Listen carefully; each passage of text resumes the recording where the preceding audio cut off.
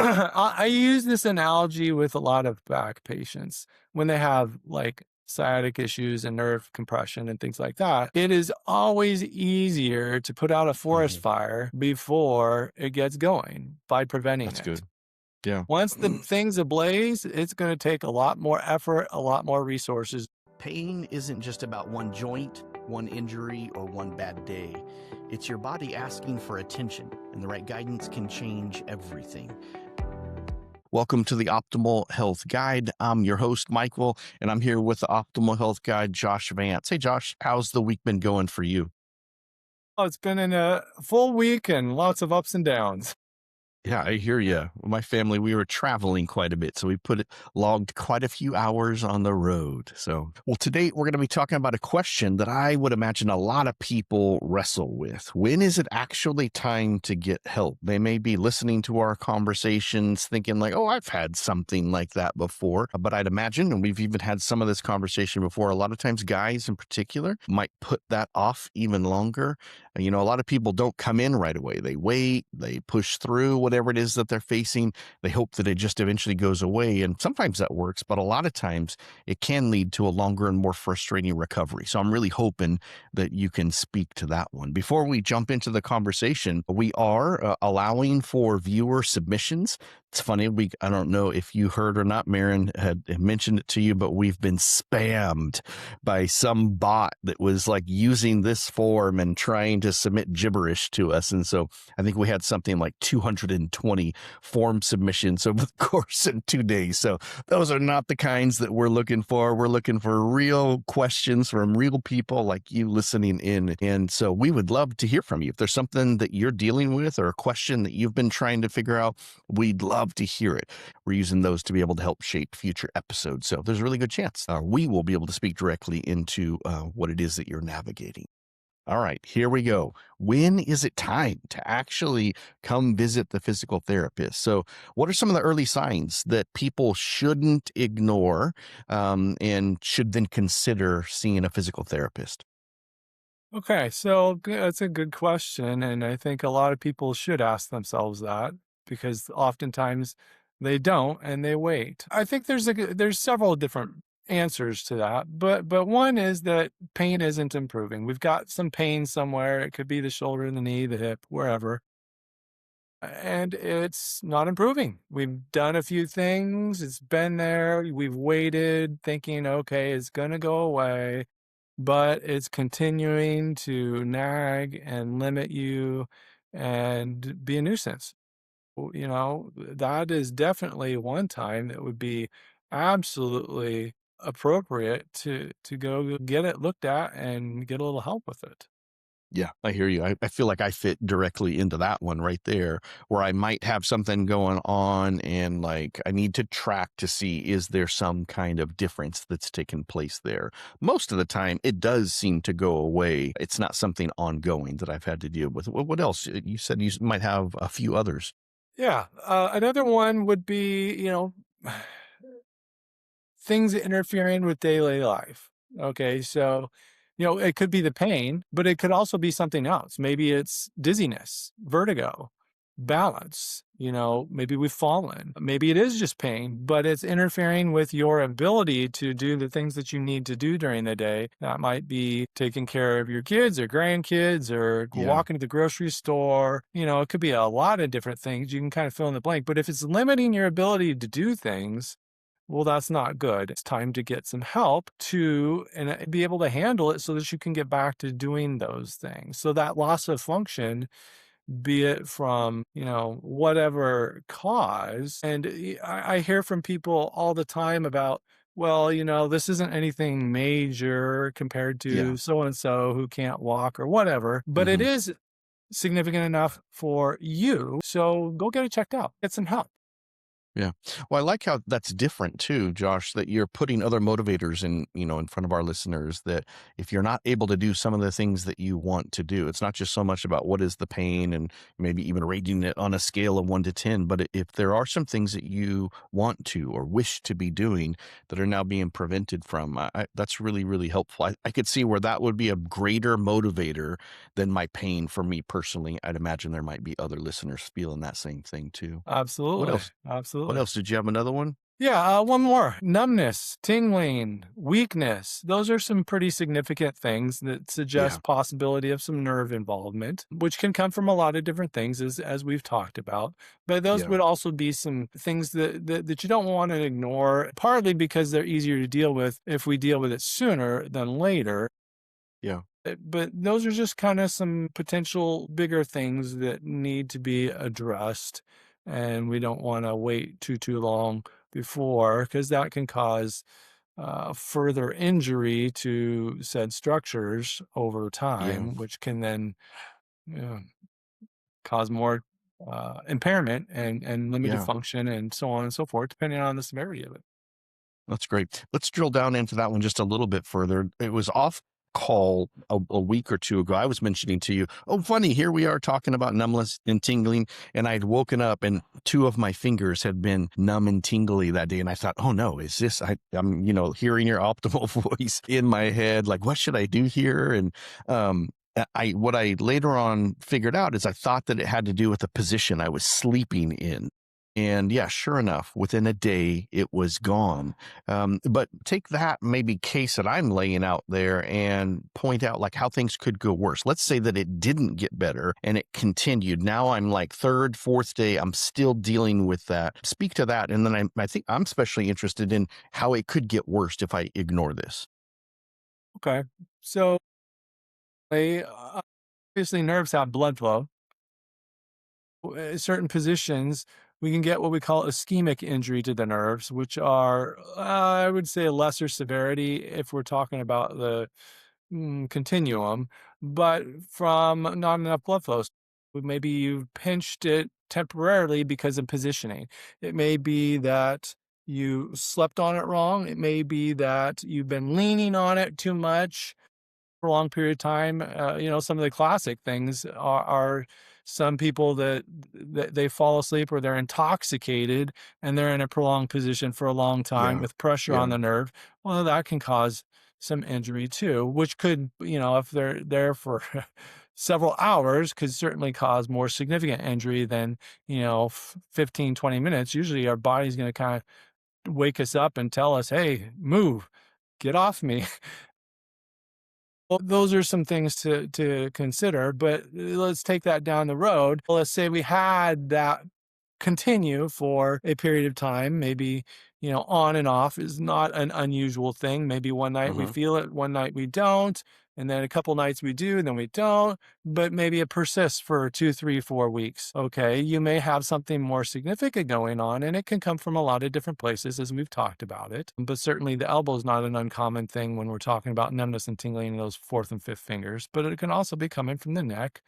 So, things can be done to kind of determine potentially where it's coming from, and some treatment can be initiated to help deal with that. Another common one is the numbness in the index, thumb, and middle finger and ring finger at night, too, from carpal tunnel. Very, very common. Yeah. Again, it comes and goes. Oh, it didn't bother me, and then it did, and then I've had it for years on and off. And, again, something to consider is not waiting forever before, we have so much injury to that nerve that, we have to have surgery or something like Yeah. that. It's always easier to handle it sooner than later. Yeah, that's great.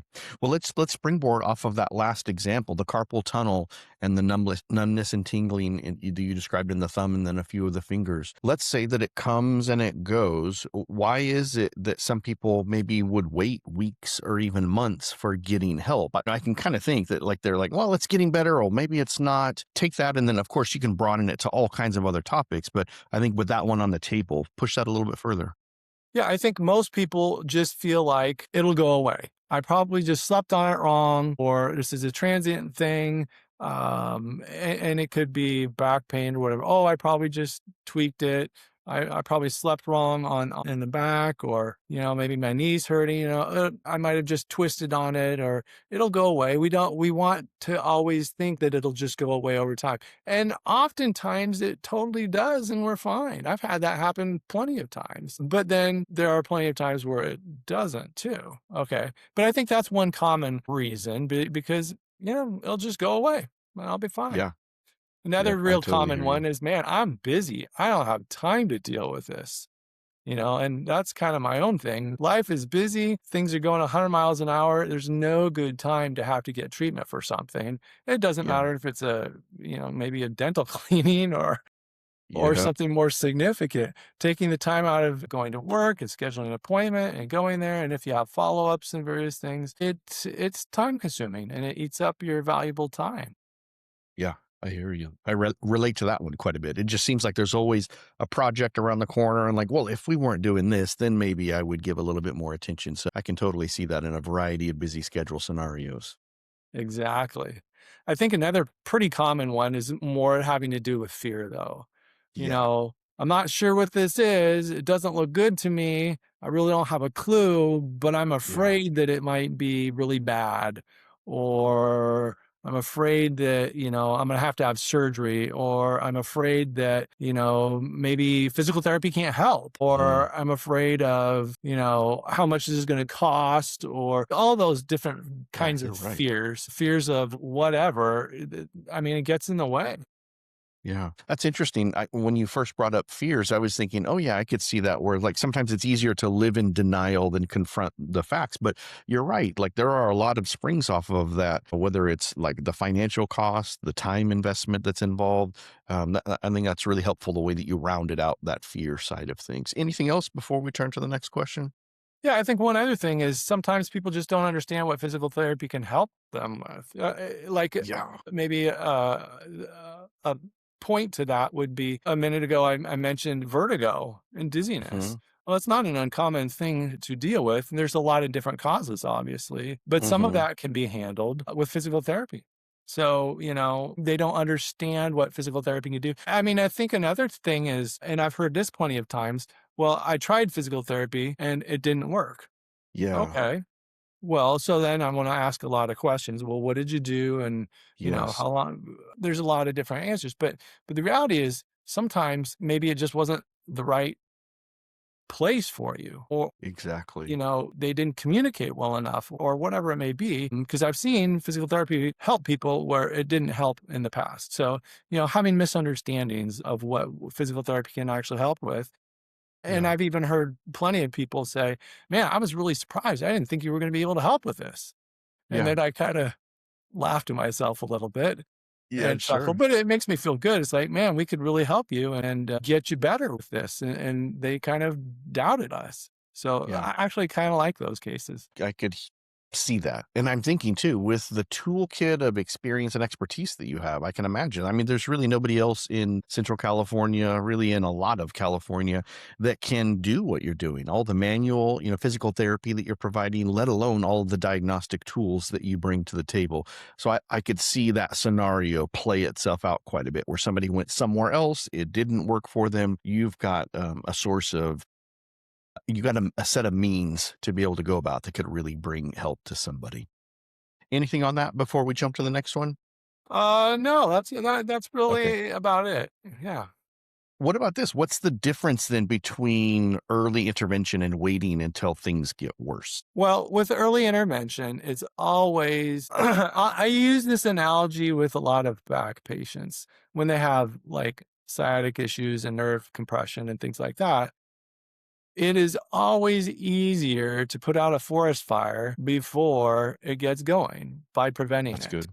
Yeah. Once the thing's ablaze, it's gonna take a lot more effort, a lot more resources to do it.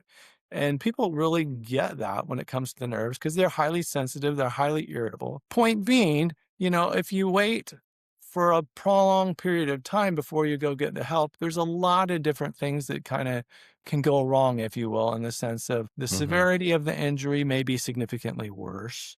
If I'd have dealt with it earlier on, it could have been a lot simple I wouldn't have missed out on all this life or whatever. It may have been a lot quicker of a fix. I wouldn't have to schedule as many appointments over as many time. It may have Yeah. cost me less because I only had to have 8 appointments versus 24 or 12 or whatever. Sure. But, point being, sooner is usually faster Yeah. with quicker recovery. Wow, that's really great. What's interesting too is that you basically just described all the things that somebody might be worried about that would prevent them from taking the next steps. By not taking the next steps, you actually could be creating those fears or things, extra appointments, more cost, more difficult issues to be able to deal with. So I think it's interesting that we do get stuck in our heads a lot of times with fear of what could happen. And that keeps us from stepping into it could really be a problem that way. Absolutely. Let's drill down into some real practical things. What about, let's say somebody's hearing us have this conversation, they're recognizing a situation, they don't want this to turn into a forest fire that is uncontrollable. Do people need a referral to come see a physical therapist? What kind of misconceptions exist around those topics? Yeah. So what we need and the whole referral thing. So in California, no, we don't need a referral to treat people. Now, at the same time, not all insurances will pay without a referral. So it's a dual-edged sword. So can we treat you? Absolutely. We can treat you for 12 visits or 45 calendars days, or whatever comes first. That's what we can do. Okay. And then if you need more treatment beyond that, you just have to be seen by a doctor. Very simple. Now, the challenge is the insurance. In many cases, insurances will go ahead and pay for it without having the referral. But there are some more likely to be like an HMO type of an insurance plan that actually may require a referral. And then there's others that have to have authorization. So if it has to be prior authorized by, say, workers' comp, okay, well, we're going to have a referral for that. But even some private insurances, they have to have authorization. In order to get authorization, oftentimes they're going to require a referral. Not always. Sometimes we've been able to work around that by doing a consultation and showing some, areas of things that they need some help with, and then kind of work around that to a degree. But sometimes people have to go to their doctor and get that prefer the referral over to us. So yes and no. Yeah, that's interesting. It's a So there's long not really answer a to that. clear answer. It could happen that way. It could cost more. Um, I'm almost hearing that they may come to you first, and then you may say, "Hey, you need to go see your doctor about this," so that it could run that route. Or they already may have gone to the doctor and received a referral. So clarify what I'm trying to bounce back at you from Yeah. what I'm trying to hear. You're right. In some cases, maybe they come in, I talk to them, I look at things, and I say, Hmm. well, you're not appropriate for physical therapy right now. You really need to be Okay. seen by a doctor. Let's go send you to your doctor. They need to see you Yeah. for this, and this, and this. And Yeah. maybe it's something more significant or outside of our scope of practice or whatever reason. I think earlier I talked about doing an ultrasound on a guy's hip, and it was just in a previous episode, and it was just so bad. It didn't even hardly look like a hip. And it's like, there's nothing we're going to do to help you. So Wow. that's the Yeah. kind of a case, we need to get you out of here, go see your doctor to get that looked at. But there's sometimes other things that may come up that people may not recognize that could be potentially more significant. So, we want to get them the help that they need and send them where they need immediately. And then in other cases, okay, it is absolutely appropriate. We need to begin doing this, and we can, and we know what the insurance is going to say, and we can do it. Or, you know, you're coming directly to us, and it's clearly a physical therapy related problem that we can help you with. Knee pain, limited walking all cattywampus. I have a hard time going up and down stairs. It's swollen, it's painful. I can't, do the things that I want to do. I can't play with the grandkids getting up from the floor. Can't do that right now. Okay, those are things that we can help you with. That's great. So somebody's listening to this conversation. They're recognizing that they potentially would be a good candidate to step into to see you or another physical therapist. If someone is unsure whether they need PT, what's the best next step? Well, one thing is they can always call, and I think that's a good call or come by, however, and they can schedule a consultation.